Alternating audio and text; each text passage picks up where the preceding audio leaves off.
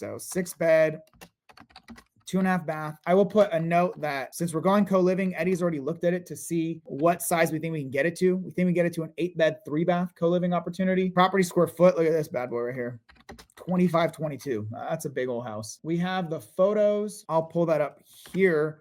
We won't look at it quite yet, but I'll pull that up after and we can look at it to understand. This one is not under contract yet, right? And the purchase price that's already in his spreadsheet that he analyzed. And I'm going to really go into this in detail and analyze myself. You did a great job here, Eddie, by the way. Just to clarify, 265, 764. That sounds right? Okay, perfect. Yep. That means then I'm good with everything else. Hey, I also want to say something. So Please. I tuned into your community to be able to make sure I knew what I was doing. So all the underwriting stuff that I did was because of somebody that came out of your community and walked me through the whole thing. That's incredible. So not only is it me, because I try to provide as much value as I can through these calls, through all the trainings and all this stuff I put out there for free. No one could ever say I'm not giving the Hermosi or Pace effect of tons of free value in education. But then even my community are just such freaking go-givers. These are not just super investors. They are super freaking helpers and people helping other people out on their journey to financial freedom. So that is sick. And if you guys don't know Eddie, Eddie is a freaking baller, sub-2 leader in Georgia, Atlanta. We just hosted an event, a meetup. I flew out to one of my properties. Eddie and I checked out a couple of our properties that we have down there. I did some walkthroughs, some content, ate at Waffle House, and then hosted a meetup with over 50 plus people. We just invited to one of the properties for free, 7 bed, 5 bath, I believe, something like that. Kitchen plus kitchenette, 2 washer dryers, all this good stuff. Showed around the house, explained how we found the deal, renovated it, all the numbers in detail. And then we shared that live as well. Eddie live streamed the whole thing on his Instagram. I've got the recordings, which we'll put up. We have a lot of it on whatever. It's like, the goal is to help as many people achieve financial freedom. If we can be any part of your journey to financial freedom, that's all we care about. Some people are really concerned about stacking money and like their goal is like, okay, I got $1 million. How do I get $1.5 million? How do I get 2? How do I get 10? I don't care about that. My metric is how many people can I help? Am I making a bunch of money along the way? Yeah, that's why I have the time and energy and effort to be able to do this stuff, right? I'm financially free at 30 years old, but I'm not going to stop working. And my real metric is how many of you all can I help on your investing journey? So me, my community, the free community, people like Eddie, all these leaders, a lot of people out there are trying to do the exact same thing. And that's why I'm not worried about people snaking a deal or whatever. Because that's not, if someone does that and tries to do something like that, well, you're not the right fit for us anyway. We won't work with you. You know, I guess a little bit of info. People have tried to snake deals just like this one right in real time. And that is what it is. That's on them. So with all that being said, Eddie, 265, 764, is that the sub-2 loan amount as well? Because it's a hybrid deal, correct? This would be straight sub-2. Okay. So the loan amount for sub-2, and you have that. So 265, 764, excellent. And then so there is $20K cash to seller. Is that correct? Or what is that down payment of 20? So the $20K is, so majority of it's going directly to the seller, but it's trying to get the seller out of the bad situation. So they currently have $6K in bankruptcy that they need to pay off. They have $10K in arrears, COVID relief that they got to pay off. And then they needed some moving expenses. So previously they were going to get $4,000 for moving expenses. However, they went ahead and jumped the gun and got a lease over in Houston that they're currently paying for. So they have $6K that they got to put on that. So they actually need $10K cash instead of the $4K that was talked about. So it's supposed to be $4K originally, right? But now $10K. Okay, so this is really good because a lot of times I'm analyzing deals that are already under contract with the terms defined. This is the different end of it. When you're like Eddie doing the active deal negotiation, let's say the wholesaler, right? You're not wholesaling, we're direct to the seller and agent structuring it before it's under contract. Things are very dynamic. So usually I'm negotiating either in this when I'm direct to seller agent or after the terms are defined and then analyzing it and then seeing how we can renegotiate it.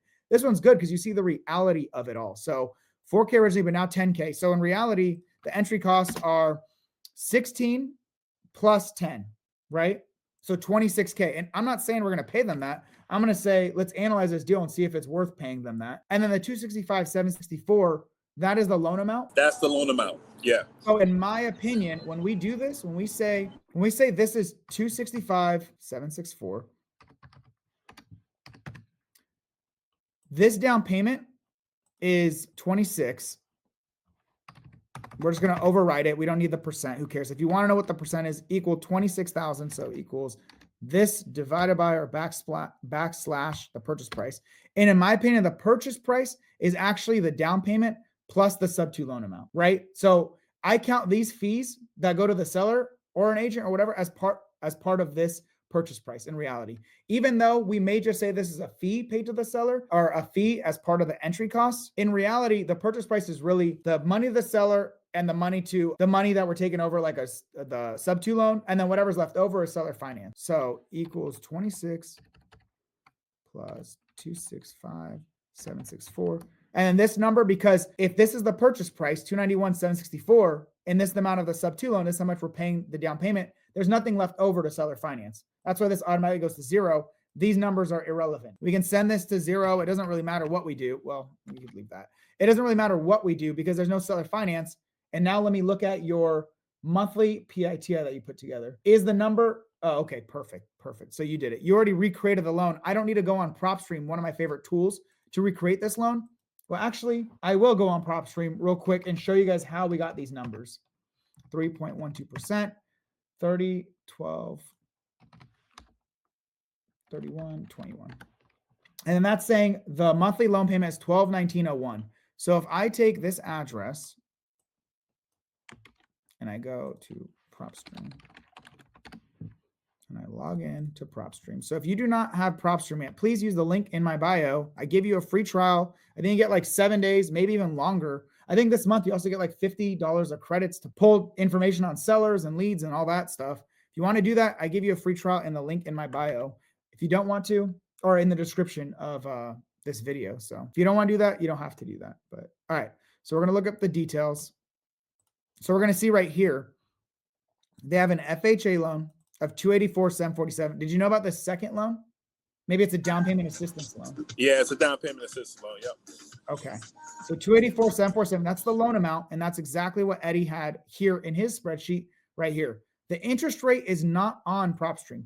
They estimate the interest rate based on the time, right? But they don't know specifically the interest rate. Eddie confirmed with the seller, probably either with the agent or seller, and confirmed the a mortgage statement, or they just told you the value. I mean, if they lied and then we find out later, we're going to change the terms. So yeah, so basically what I did is I got them to tell me exactly what it is, but I also had the agent send me a recent copy of the mortgage statement. Perfect. So that showed us that the interest rate was 3.125. Perfect. So let me change that to 3.125. And then this rounds, you could just add another decimal if you need to, right? Just click this little thing to add a decimal. And then the first payment date. So PropStream will give you that. It says the loan is due January 1st, 2052. The best assumption is the first payment was made 30 years prior because the loan term is 360. It was made 30 years prior to that. So January 1st, 2022 is when you can assume 12/31/2021, January 1st, 2022. Doesn't really matter. I'm going to put 1/1/2022. And on the mortgage statement, it'll tell you the maturity date typically. So you'll know from there. If it's off by a month, it really doesn't matter. That matters. It doesn't change anything here for the monthly loan payment it's calculating. It changes the amortization schedule. Basically, when was the first payment made, and then 30, and then like what is the principal and interest? This doesn't even affect it. It just changes it like slightly by the day of when this loan started and when you're taking over. Where are you taking over at, right? So if we took it over April 1st, this would be the loan amount. It's really irrelevant if it's off by a month or two, but you want to get a rough idea so you know when the loan is due in full. The older the sub 2 loan, the better, because you're further in the amortization schedule. As you go down and you pay more and more payments, right? The first payment, 741 of the 1219 went towards interest, 478 went towards principal. Well, let's say 10 years in, 586 goes towards interest, 633 goes towards principal. It's still the same payment, but more is going towards principal and less is going towards interest. And that is shown right here in this chart, essentially. Your loan payment is always the same on a fixed loan, but the interest, the amount going towards interest is going down over time, and the amount going towards principal is going up over time. This point where it converts, where more is going towards principal than interest, is like the inflection point, or the conversion, like the inflection point of when more is going towards principal versus the interest. So I just want to show you that the further you come into a loan, the more you're paying towards principal, less towards interest. And the lower the interest rate, the sooner this inflection point occurs. Is there a balloon on this one? No balloon. Cool. So this is all irrelevant. We don't even need to put a date, whatever. You can just disregard this whole thing, essentially, is what we're doing here. All right. So the 12/19/79 let's just talk about this real fast. The down payment assistance, is there a payment there, or is it just paid off when you sell the property? Just paid off when you sell the property, from my understanding of it. I wasn't too worried about it because I saw it was only $100 per month. But based off of what she's been paying off our PITI, it's not included.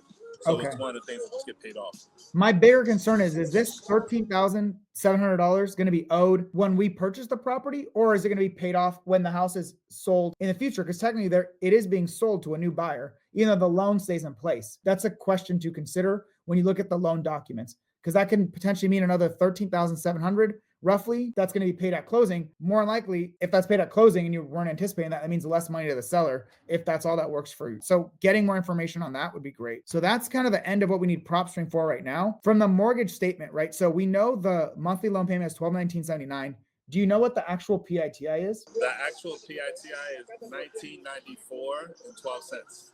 Okay, so PITI, $19.94.12. So this PITI with this loan, actually it's a FHA loan. So that means the escrow account, you're paying your principal and interest on the loan, which is this $12,1979.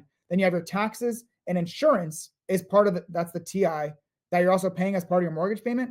And then because it's an FHA loan and there's property mortgage insurance because you put a lower down payment or use a loan product like an FHA loan, then there's also PMI payments. And that also needs to be accounted for. Do you have the breakdown of that from the mortgage statement? I do. So the escrow amount, the month that's going towards these three things equals $1,994 minus $1,219, $774.33. Each month is going towards property mortgage insurance, taxes, and insurance.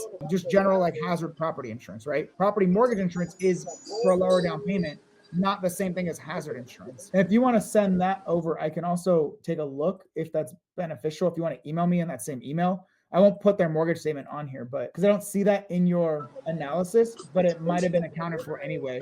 It was accounted for between your tax and insurance. And even if we don't know that amount, it doesn't really matter at the end of the day, because we just know the monthly amount is this. We can just add that, whether you add it to taxes, insurance, PMI, it doesn't really matter. It's all getting spent either way here. Should equal to 774. Except for what you're saying is exactly correct. So what we did was we found out what the PI was, and then I just double checked what taxes were, and then also what insurance was going to be, and then just backtracked it off of the yearly into that monthly rate. So what the insurance would be with new insurance, or what the insurance would be with their current insurance? With the current insurance was.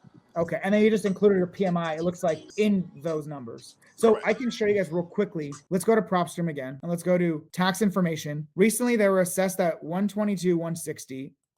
Now, let's go to, this is where, what's the county? DeKalb County. So, DeKalb County property taxes. And then what we're going to do, not now.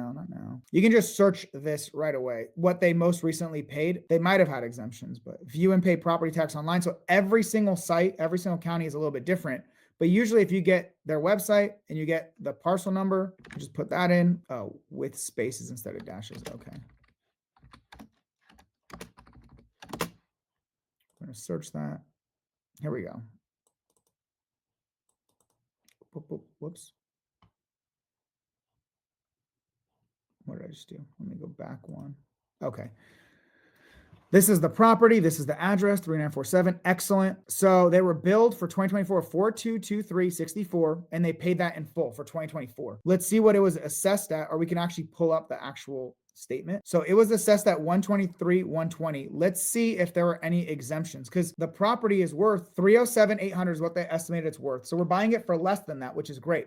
If we buy it for more than that, we can anticipate our tax will go up. If we buy it for less than that, even if they say it's worth more, we can say, hey, no, we bought it for this lower amount. Okay. So we don't have to worry about taxes necessarily going up. This is one of those where we're buying it at a price less than it was previously appraised at, which is great for us, which means the taxes are probably going to be the same as long as there's no exemptions. So the way they do it is they take 40% assessment, and that's the number here. And then they charge you this millage rate for these different things. And that's what this is. So we can just estimate the same amount of taxes this year, because it's not like the property has gone up in value, or we're not buying it for a higher value than that. So 4,223.64 is what was 2024. If you want to add an extra $50 just in case it goes up, you can definitely do that. So I'm going to take that. I'm going to put the annual amount there, and that's $352 a month there. That's exactly what you did as well. I see that. That's exactly what you did, Eddie. Yep. And then for insurance, you put the rest as 422. I would say some of that is PMI. We can set $200 of that to PMI. I don't know exactly what it is on this amount. It's going to be based on a few factors. It doesn't really matter. What we're going to do is say 200. So we're going to put here, PMI is 200. Taxes is equals this value. So then whatever is left over equals 774 minus 33 minus PMI minus taxes. 222.36 is basically what they're paying in insurance, assuming the PMI is correct. So because I do the annual, right? It's pink for annual.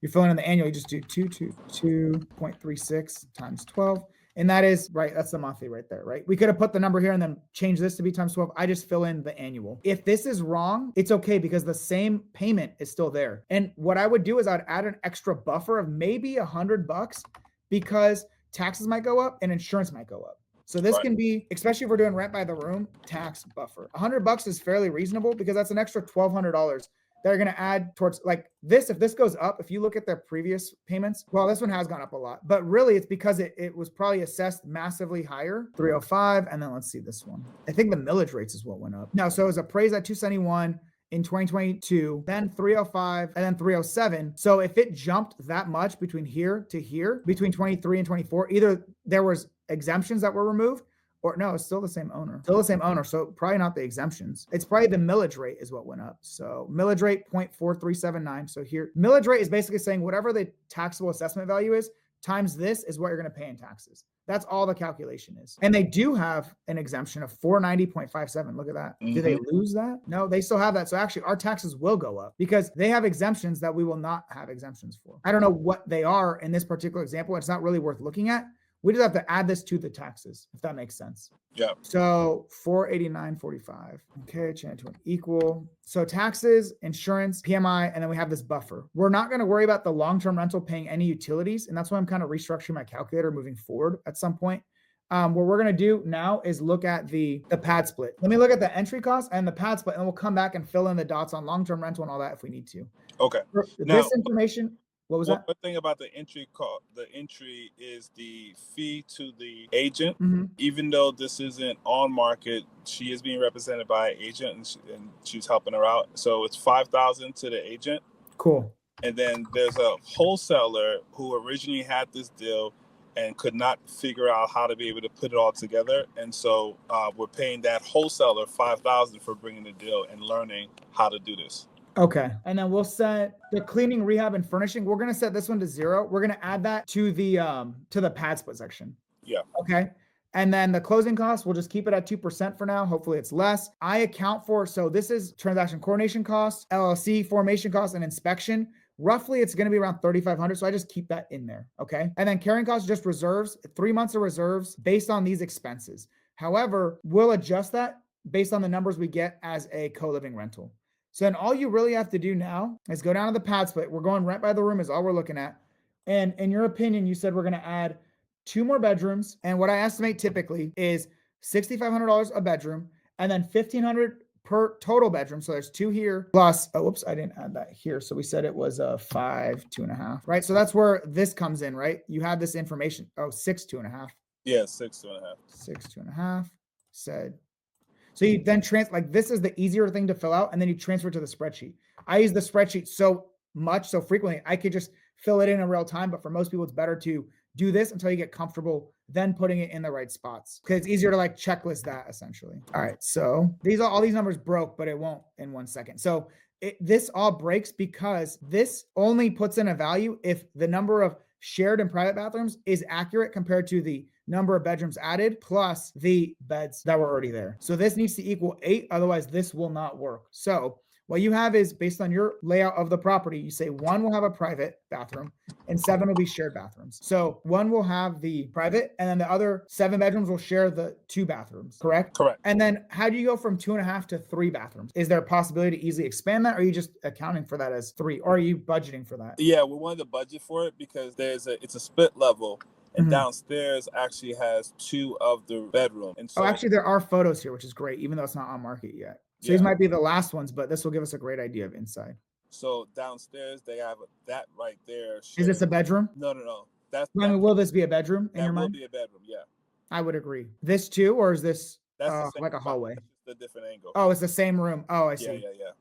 Oh yeah, good. So that's easy. And it looks like, is there a way to access the rest of the house without this doorway? Yes, so that's the bottom level. So if you go through that doorway is where you get to the other two rooms that share that half bath. But will they be able to access from the kitchen, or do they have to go down through here to go there? They would have to go through there. So we'd have to create this into a hallway. Correct. Yeah. Okay. Or figure out another option, but that just starts becoming more costly and structural. This is the half. That's the half, I believe. And there's space to add a stand-up shower somewhere? I believe so, but I couldn't tell from that angle. I have to go visit the property.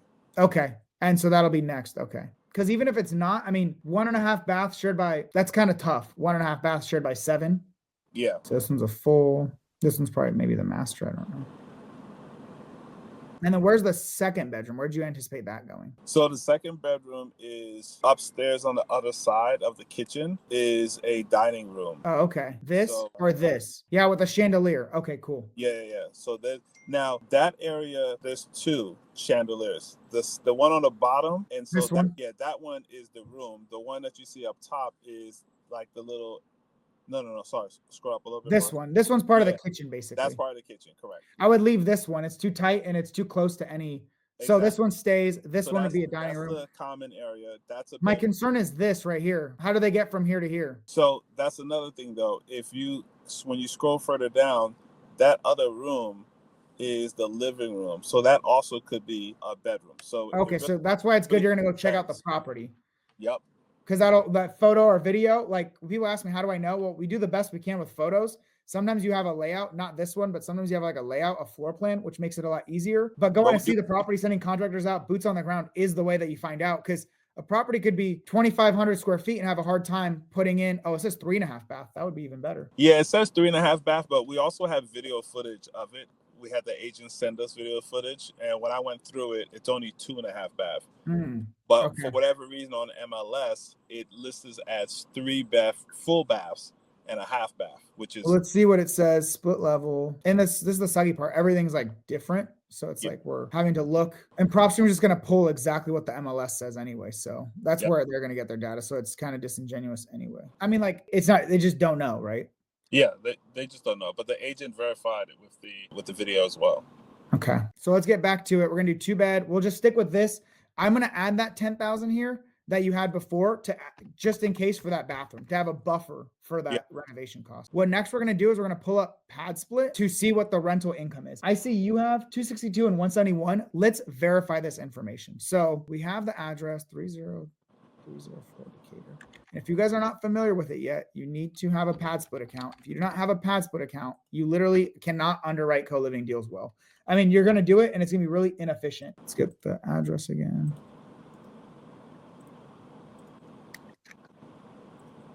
I'll take us right there. All right, there's Decatur. And it's 3034. 3034. It's going to be on the bottom side. Oh, right here. Thank you. Oh, good. So there's 329 active units. That's good. It's not like it's tiny. 0 upcoming, so there's no new ones.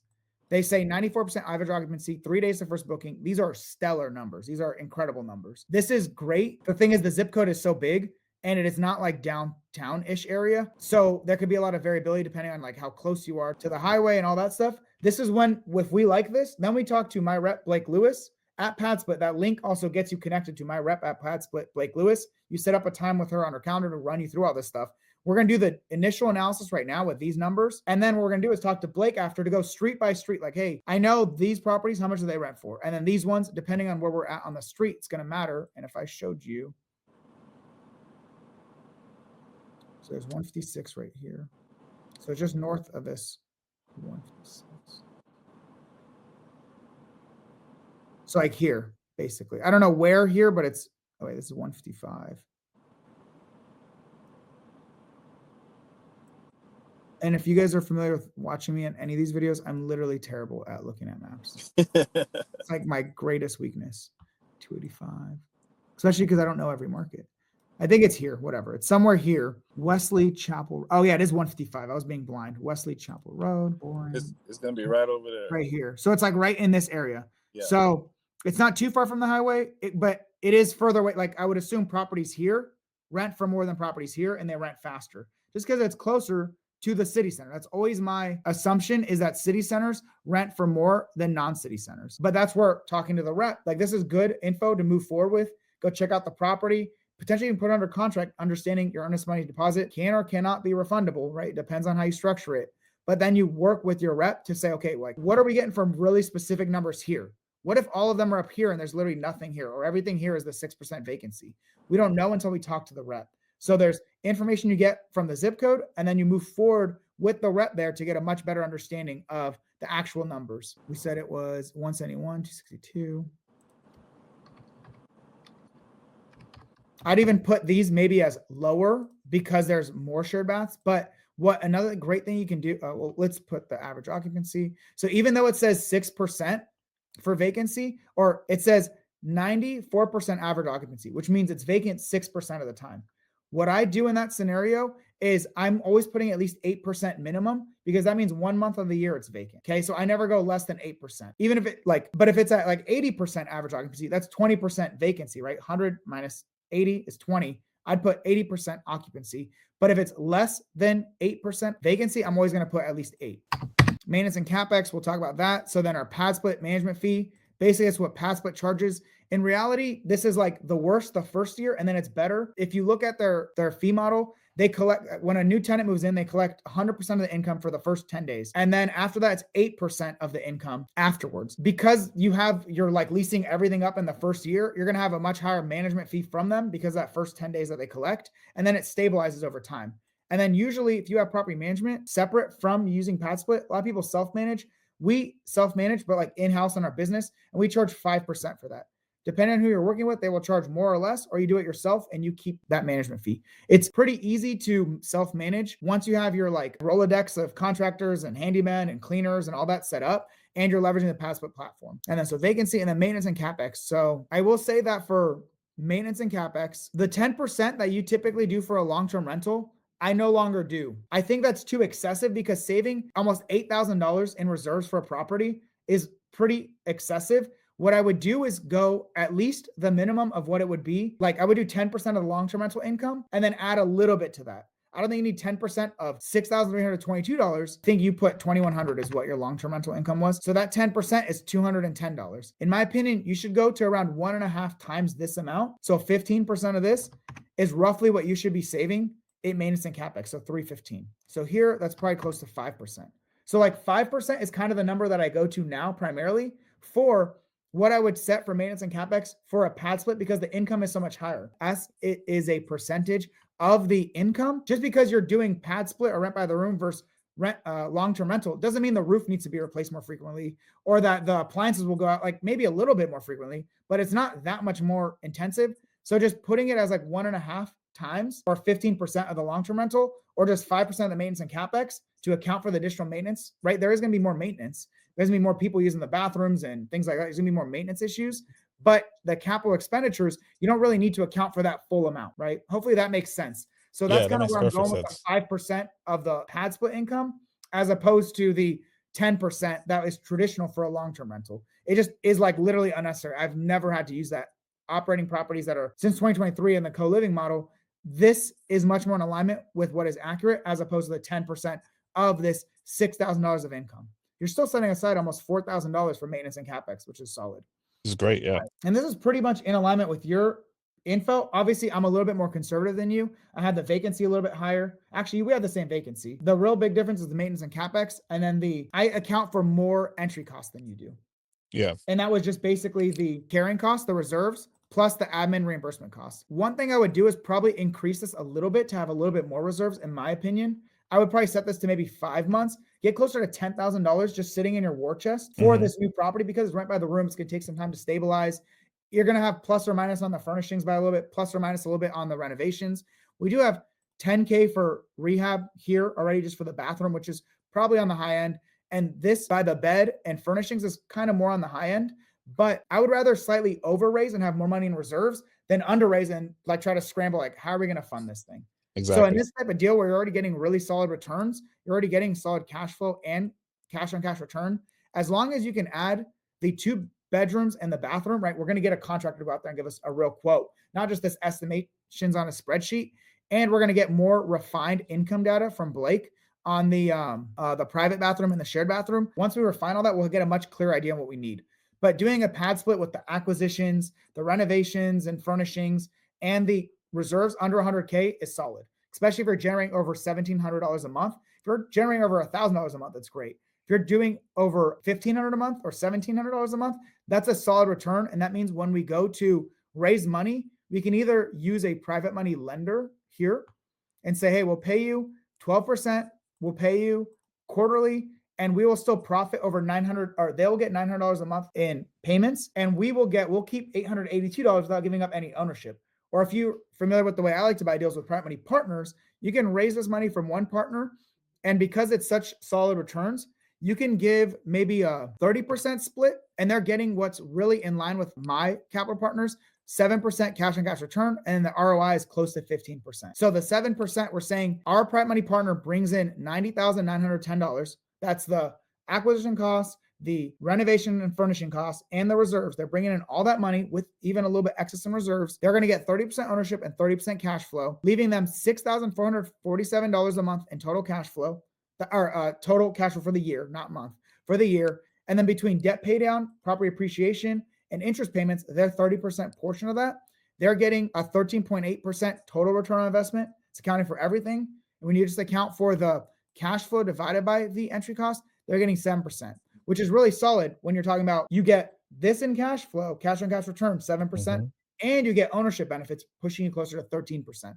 That's really solid on a deal. I think we can provide this to a partner that would be very happy to buy this with us, fund it for 30% ownership and cash flow for 90K or 91K. Like what I do then is I hard code to the nearest round number. So 91K is what they would put in to then get these returns and be a partner, not just a lender, but to be a partner and own this asset with us.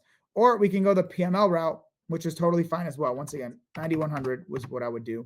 There's a little bit more complexity there. That's why this super calculator is freaking incredible, because it's not only are you analyzing this deal immediately, you can then almost automatically with like a tiny click of a button determine what can you pay your partners. And then if you're going to raise money from a partner, you say, hey, partner, this is, if you want to be a partner on this deal, these are your returns. This is your 1 year, 5 year, and 10 year return, your cash on cash and your return on investment. Like this is your analysis. You say we're raising 91,000 or 90,910, 45,000 is going towards the acquisition, 35 is going towards rehab and furnishings, and we're setting aside 10,675 in reserves. You can even articulate, we already went a little bit overestimate on the rehab and furnishings. Whatever's extra is also going to reserves, which is incredible because once you have a certain amount of money left in your reserves, let's say 10, 15, 20. I like to say once we have $20,000 in reserves for a property, everything in excess, we don't need to set aside 5% a month for reserves. If it's already at 20K, you're not going to need more than that typically for something situation that comes up. What you do is you take that excess and now you pay that out as cash flow to all the owners, all the partners.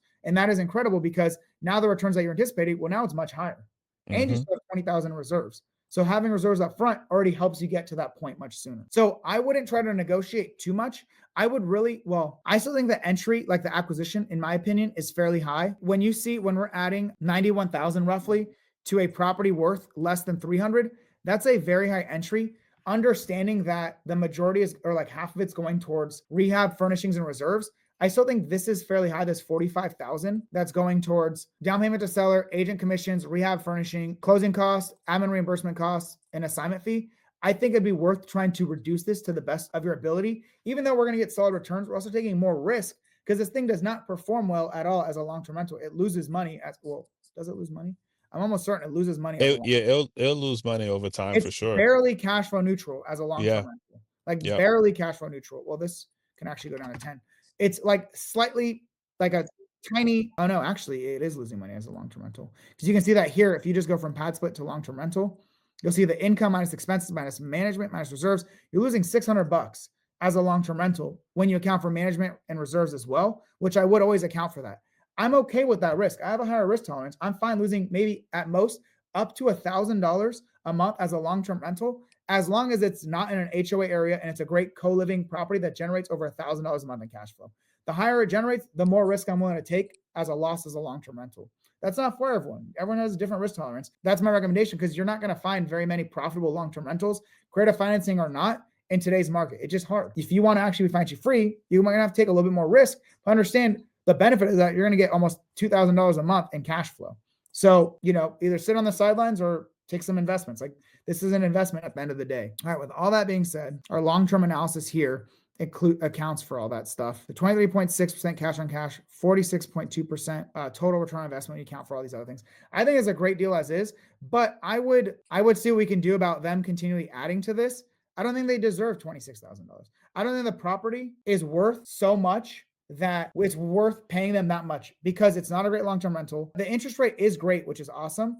That's good. It's a great interest rate. But between the agent commission, the assignment fee, and the seller, I would personally try to reduce this a little bit. Like, I would try to reduce this a little bit to get this closer to 15% for our partners at 30%. So what I would do is I would just take, let's say, 11K off here, and it may not work for them, but I would take 11K off here and then see what that looks like. Oh, because I hard coded this amount. Whoops. So let's go back a little bit to where I hard coded this. All right. There you go. So changing this to 15,000, see what that does to the numbers. So now our partners are getting 15.8%, 8.1% cash on cash return. In theory, you could actually drop this maybe to 25%. I wouldn't. I would keep it at that 30 because I would rather give a little bit more to my partner. We have partners that have less ownership, but the better the deal, the lower their ownership, right? Because like the better the deal itself does, they get a smaller percentage of that for that same amount of money. That's why it's important to have your deal analysis and then figure out what your partners get. I would leave it at this for the partner because this would be pretty easy to fund. These are solid returns. So by just dropping this by 11K or saying, okay, maybe it's 20K instead of 26, that's still pretty solid. And that's saving everyone a little bit of money. We're compromising. They wanted 26. Originally, they wanted 10K, and then there's 6K to this bankruptcy payment, 10K in arrears. Like, you're already paying back their mortgage. They're going to lose this property foreclosure. And then we're paying, you catch them up for this bankruptcy, which is this 6K is honestly money here, right? That's money to them that they're going to pay, right? It's not because of the arrears. So you're paying them $20,000 and they're already $10,000 behind on a mortgage. I'm all happy to like help people out in situations. But at the end of the day, it's like kind of illogical. Even if the deal makes sense, it's like illogical to give someone 20K when they're going to lose this property to foreclosure anyway. And you're paying the agent, you're paying the wholesale, you're paying all these people to then buy a deal that only works as a great co-living, but not really any other management strategy. It's got to make sense for us and our partners and for the seller as well. It may or may not make sense. I would think if you can drop this and say, hey, you want a 4K, but now you want 10K. Is this 6K included in this 10K or no? No, it's not included. And what you're saying right now is such a good point. And this is what people have to understand when you're negotiating. You have to find out what is it that the seller needs. Because if you don't have these extra pieces of information, you're really just making blind offers and you're not able to really help the seller in their situation, right? But because we know, like, hey, if you don't do this, what's the other options, right? You can either lose the home or they have an option that they're thinking, well, maybe we'll just try to list it. Now you're just gambling, right? Now you're just rolling dice and trying to see if it works. And the crazy part is, even if you list it, because we ran the numbers, what's the seller net? What are you going to get as once you pay everything off? You're probably going to get less than what we're offering you now. So understanding what they need and how to help them is truly how you're able to make an offer. If you're just throwing numbers out thinking you're doing something, two things are going to happen. Either one, you're going to lose the deal because you're not making sense to them, or two, you'll overpay for the deal, which depending on your strategy, there's nothing wrong with that if everything goes perfect. But this is real estate, right? Let me ask you this, Eddie. Did you run the ARV on this? Do you think it's actually worth close to 380, 360? Because that's where they could be getting their money from. I mean, if that's the case, if we think it's actually worth close to that, then I would say everything I said was kind of moot because we are walking into equity, which then we're just paying for that equity. That would make sense because otherwise, if it was really worth 381 and they listed it, they would get more than this, not much more, but they would get more than this, but they're going to spend a lot of time and energy. I mean, that's if they don't lose the property foreclosure. That's if they and they don't have, but that's the thing. They don't have the time either, right? This isn't a scenario where they can just be like, hey, let's try it for 90 days. Right. She has to move. They're already in forbearance. So they're already paying rent on another property. They're in forbearance. And one thing we forgot to mention again is we're taking on another $14,000 of debt that may or may not need to get paid. Understanding this is going to make a big difference too. Is this going to get paid up front or is this going to get paid at the end of whenever this is officially sold in the future? Yeah. Because I don't know if it's attached to this loan, which means as long as this loan stays in place, we're fine. If it's attached to the property, which then means we're going to probably have to pay this $13,000 that we weren't anticipating. And that would definitely change your numbers when you add another, let's just put it here, another $13,500. I'm always heavy handed with my zeros. So then that means your cash on cash went from 23 to 20. It's still good, right? It's still good, especially if we're walking into equity. But whatever equity we thought we had at 380, and we're buying it at 291. and then we're paying all these fees, and then we have this 13.5, like we're just adding and adding whatever equity we thought was worth paying them for. It's like, well, it's not worth it. And that's where it comes in. Like the science of analyzing in real estate is also like, there's like an art to it as well. There's no like perfect right. You're not going to just say, okay, your ARV minus this, minus this, minus this, you're going to have this perfect answer every time. It's what do you feel is worthwhile based on the numbers and the returns you get? What feels like it makes sense for you? I would say this feels like it's too much based on the risk of this 13.5, the fact that they're in foreclosure, the fact that they're getting a lot of money, and the only caveat is they might have equity that we're taking over. So that could, you know. Yeah.